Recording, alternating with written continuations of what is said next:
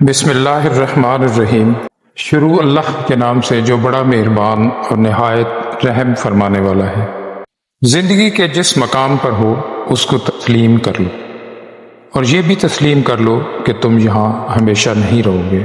صبر ایسے کرو جیسے روزہ رکھا ہے، یہ یقین رکھتے ہوئے کہ مغرب کی اذان ضرور ہوگی۔ اگر کچھ الگ کرنا ہے تو بھیڑ سے ہٹ کر چلو۔ بھیڑ ہمت تو دیتی ہے پر شناخت چھین لیتی ہے۔ یوں ہی تو نہیں آئی میرے لہجے میں یہ تلخی، رشتوں میں رویوں کا زہر چکھا ہے میں نے۔ آج اگر میری زندگی میں دکھ نہ ہوتے تو میرا خدا کے ساتھ دعا کا رشتہ کیسے بنتا؟ زندگی کی ریاضی میں سب سے آسان کام کسی کو ضرب دینا ہے، اور سب سے مشکل خود کو تقسیم کر کے چلنا ہے۔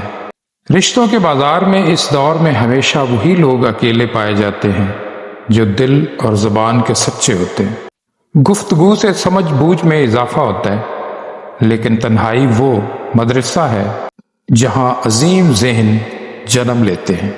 کبھی خود کو بھی چھان کر دیکھ، خاک کے سوا تم میں رکھا ہی کیا ہے؟ دعا جب ایڑیاں رگڑنے پر آ جائے تو قبولیت کے زمزم کو جاری ہونا ہی پڑتا ہے۔ حق کے راستے میں سب سے بڑی سختی یہ آتی ہے کہ انسان تنہا رہ جاتا ہے۔ منزل پانا تو بہت دور کی بات ہے، غرور میں رہو گے تو راستے بھی نہیں دیکھ پاؤ گے۔ کبھی کبھی انسان واقعے میں ہی ہار جاتا ہے، خاموش رہتے رہتے، امیدیں رکھتے رکھتے، رشتے نبھاتے نبھاتے، صفائیاں دیتے دیتے، اور اپنوں کو مناتے مناتے۔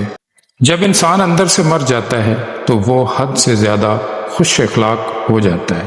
کیا خوب کہا ہے، جن کے جانے سے جان جاتی تھی ہم نے ان کو بھی جاتے دیکھا ہے۔